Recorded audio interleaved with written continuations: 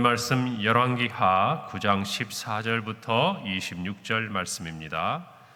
구약성경 577페이지 열왕기하 9장 14절부터 26절 말씀, 제가 봉독하고 마지막 절 함께 합독하겠습니다.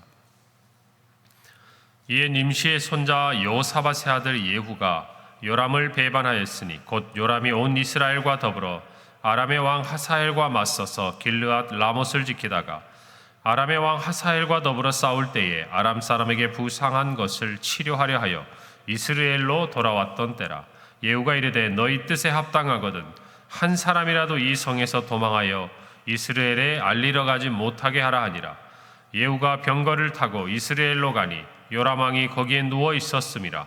유다의 왕 아하시야는 요람을 보러 내려왔더라. 이스라엘 망대에 파수꾼 하나가 서 있더니 예후의 무리가 오는 것을 보고 이르되 내가 한 무리를 보나이다 하니 요람이 이르되 한 사람을 말에 태워 보내어 맞이하여 평안하냐 묻게 하라 하는지라. 한 사람이 말을 타고 가서 만나 이르되 왕의 말씀이 평안하냐 하시더이다 하매 예후가 이르되 평안이 내게 상관이 있느냐, 내 뒤로 물러나라 하니라. 파수꾼이 전하여 이르되 사자가 그들에게 갔으나 돌아오지 아니하나이다 하는지라. 다시 한 사람을 말에 태워 보내었더니 그들에게 가서 이르되 왕의 말씀이 평안하냐 하시더이다 하매 예후가 이르되 평안이 내게 상관이 있느냐, 내 뒤를 따르라 하더라. 파수꾼이 또 전하여 이르되 그도 그들에게까지 갔으나 돌아오지 아니하고 그 병거 모는 것이 님시의 손자 예후가 모는 것 같이 미치게 모나이다 하니 요람이 이르되 메우라 하매 그의 병거를 메운지라. 이스라엘 왕 요람과 유다 왕 아하시야가 각각 그의 병거를 타고 가서 예후를 맞을세 이스라엘 사람 나봇의 토지에서 만나매 요람이 예후를 보고 이르되 예후야 평안하냐 하니 대답하되 내 어머니 이세벨의 음행과 술수가 이렇게 많으니 어찌 평안이 있으랴 하더라. 요람이 곧 손을 돌이켜 도망하며 아하시야에게 이르되 아하시야여 반역이로다 하니 예후가 힘을 다하여 활을 당겨 요람의 두 팔 사이를 쏘니 화살이 그의 염통을 꿰뚫고 나오매 그가 병거 가운데서 엎드러진지라. 예후가 그의 장관 빗갈에게 이르되 그 시체를 가져다가 이스라엘 사람 나봇의 밭에 던지라. 내가 기억하려니와 이전에 너와 내가 함께 타고 그의 아버지 아합을 쫓았을 때에 여호와께서 이같이 그의 일을 예언하셨느니라. 함께 읽습니다. 여호와께서 말씀하시기를 내가 어제 나봇의 피와 그의 아들들의 피를 분명히 보았노라. 여호와께서 또 말씀하시기를 이 토지에서 내게 갚으리라 하셨으니 그런즉 여호와의 말씀대로 그의 시체를 가져다가 이 밭에 던질지니라 하는지라. 아멘. 오늘 말씀은 이제 아합 가문, 모든 남자들과 또 하나님이 말씀하신 또 모든 부분에 미치는 이제 이 멸문의 화가 이제 시작되는 본격적인 막이 오르고 있습니다. 우리가 생각할 때 악한 자들에 대한 하나님의 심판은 더딘 것처럼 느껴질 때가 많습니다. 왜 그럴까요? 그들의 악함이 또한 의로운 사람들에게는 고난이 되고 고통이 되기 때문입니다. 사실 우리가 무시하고 지나갈 수 없는 또 어려움들이 우리에게 직접적으로 영향을 미치기 때문이지요. 그래서 우리는 기도합니다. 하나님, 정말 이 땅 가운데 악한 자들의 그 모든 행함이 정말 바람에 나는 겨와 같이 나타나게 해달라고. 여러분, 그런데 우리가 성경을 통해서 또 우리의 삶을 통해서 보듯이 하나님의 심판은 우리의 눈에 볼 때는 더딘 것처럼 보일지 모르지만 결국 반드시 이루어지는 것을 저와 여러분이 볼 수가 있습니다. 그래서 지금의 그들의 정말 형통해 보이는 그 모든 것들이 잠시 우리로 실족하게 할 만큼 우리를 흔들리게 할 때도 있지만, 그러나 결국 하나님 앞에서 믿음을 따라 사는 것이, 의를 따라 사는 것이 우리에게는 형통이라는 것을 저와 여러분이 이 아침에 분명히 고백하기를 바랍니다. 시편 96편 13절에 보면 그가 임하시되 땅을 심판하러 임하실 것이라. 그가 의로 세계를 심판하시며 그의 진실하심으로 백성을 심판하시리로다. 하나님을 믿는 자녀들, 성도들에게는 참으로 사랑의 하나님이요 인자와 긍휼하심이 영원하신 분이 분명합니다. 그러나 또 한편으로 하나님을 대적하고 세상에 정말 온갖 것들을 자신의 우상으로 삼아 하나님을 멀리하는 사람들에게 있어서 하나님은 그 존재만으로도 그들에게는 영원한 심판의 메시지가 되고 있는 것을 저와 여러분들이 분명히 아셔야 돼요. 여러분, 그래서 우리의 마음의 긍휼함은 거기에서 출발합니다. 비록 세상에서는 그들이 득세하는 것 같으나, 힘을 가진 것 같으나 결국 그들의 마지막을 저와 여러분은 알고 있기 때문에 그들을 향한 긍휼한 마음을 가질 수 있는 것이에요. 지금 그들이 가지고 있는 어떤 이 세상에서 누리고 있는 힘과 또 이 세상이 주는 어떤 것들을 보고 그들을 우리는 긍휼히 여길 수가 없습니다. 다만 분명히 주님이 다시 오실 것이고 주님이 다시 오실 그날에 반드시 그들의 모든 죄악들은 낱낱이 드러나고 또 그 이전에라도 하나님께서 그들의 삶에 심판하실 것이기 때문입니다. 그래서 정말 우리가 사랑하는 영혼들이라면 하나님의 그 심판이 임하기 전에 속히 하나님 앞에 돌아오도록 우리는 간절히 기도하고 주 예수 그리스도의 복음을 증거하는 것이요, 만약 정말 그들이 그 악행이 더해 간다면 하나님께서 이 모든 일들 가운데 하나님의 오늘 의로움과 진실하심을 나타내 주시기를 우리는 하나님 앞에 기도할 뿐이라는 것입니다. 오늘 성경에 보면 이제 예후가 선지자 엘리사의 그 제자 중에 한 사람을 통해서 하나님의 말씀을 듣고 기름 부음 받고 왕으로 세움을 받습니다. 이제 예후는 그가 해야 할 일이 무엇인지 하나님 앞에서 생각하고 그리고 주저하지 않고 실행에 옮기는 것을 저와 여러분이 볼 수가 있습니다. 오늘 본문을 보니까 이스라엘의 요람 왕이 아람 왕 하사엘과 더불어서 길르앗 라못에서 싸움을 하다가 부상을 입습니다. 그리고 치료하기 위해 지금 이스라엘에 머무르고 있는 상황입니다. 거기다가 유다 왕 아하시아까지 이 요람이 다쳤다는 소식을 듣고 그에게 병문안을 하기 위해 찾아온 상황이었어요.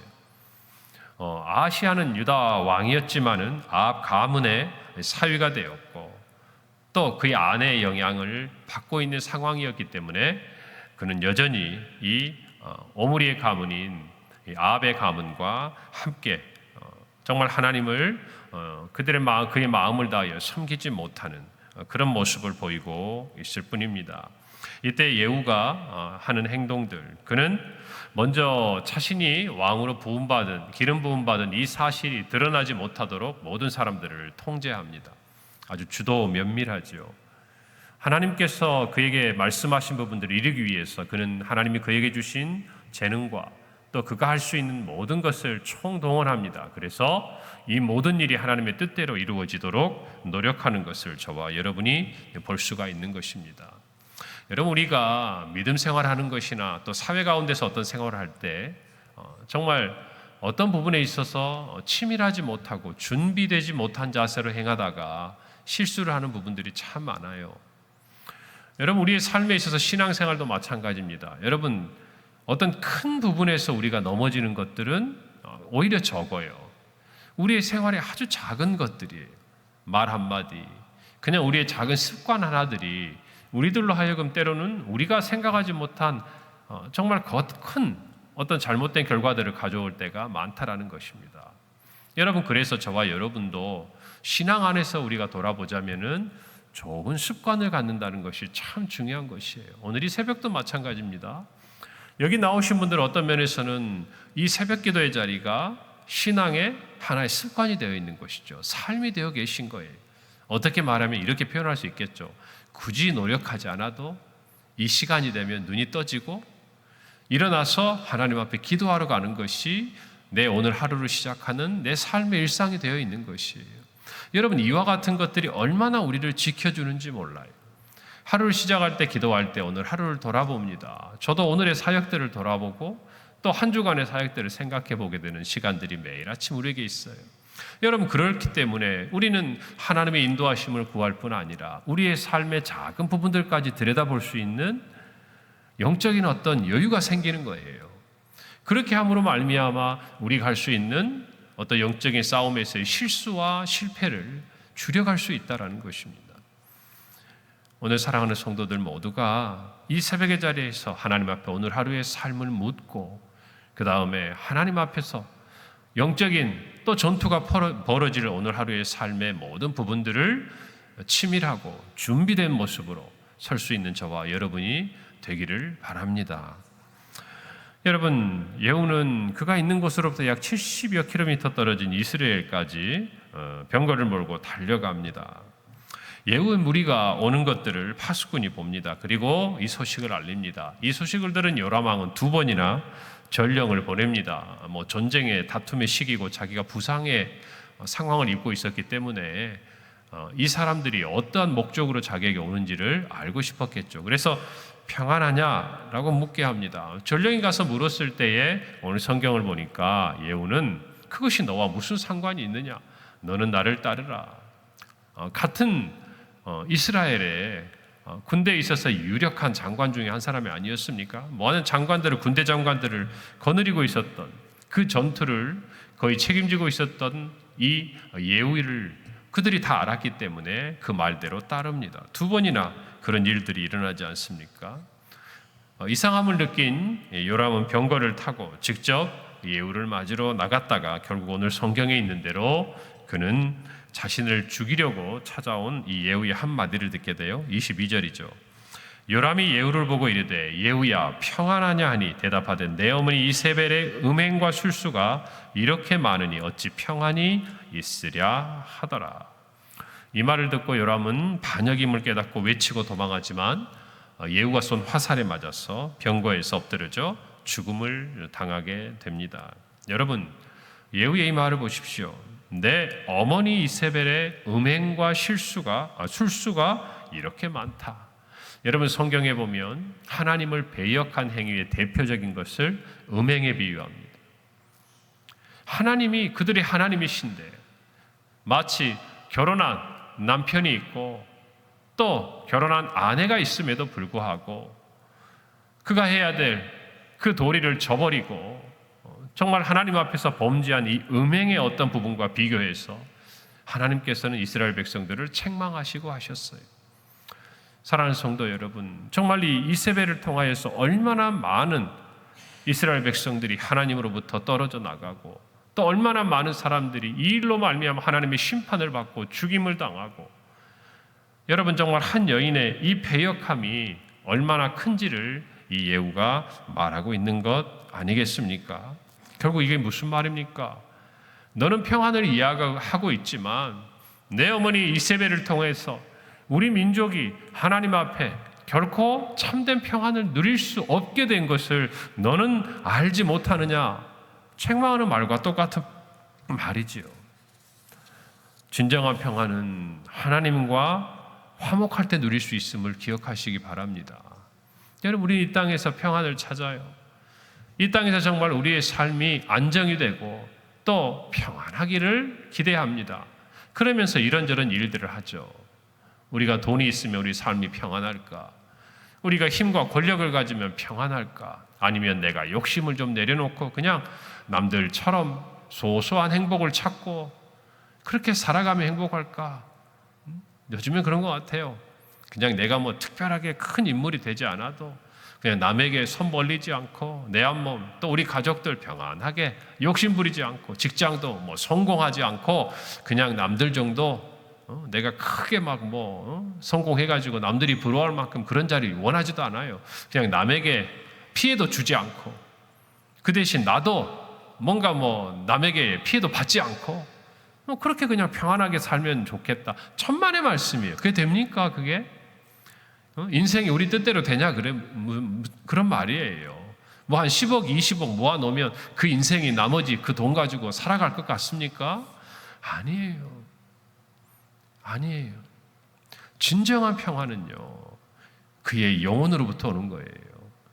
이 세상을 사는 모든 사람들은 평안을 갈구해요. 그래서 이것도 가져도 보고 포기하기도 하고 내려놓기도 하고 다 하지만 인간은 결코 이 땅에서 하나님 없이 평안을 얻을 수 없다는 것을 저와 여러분은 분명히 알지 않습니까?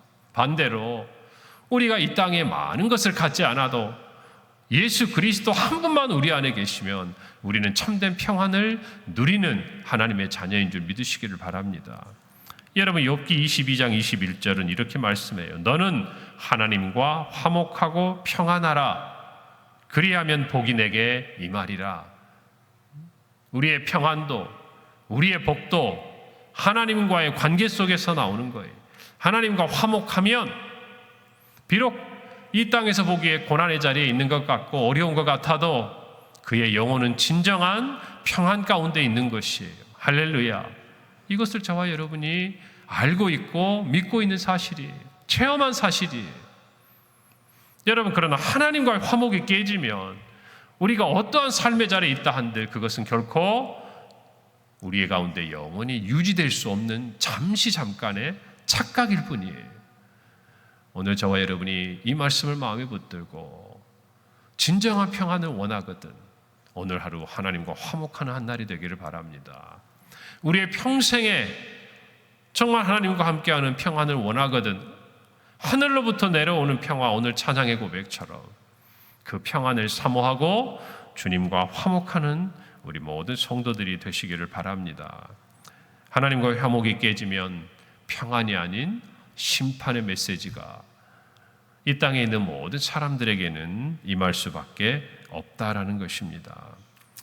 여러분, 오늘 성경에 보니까 예후는 또 요람의 시체를 나봇의 밭에 던지라고 이야기를 합니다. 그러면서 26절에 이렇게 말하죠. 여호와께서 말씀하시기를 내가 이제 나봇의 피와 그의 아들들의 피를 분명히 보았노라. 여호와께서 또 말씀하시기를 이 토지에서 내게 갚으리라 하셨으니 그런즉 여호와의 말씀대로 그의 시체를 가져다가 이 밭에 던질지니라 하는지라. 오래전 아합 왕은 나봇의 포도원을 욕심을 냈죠.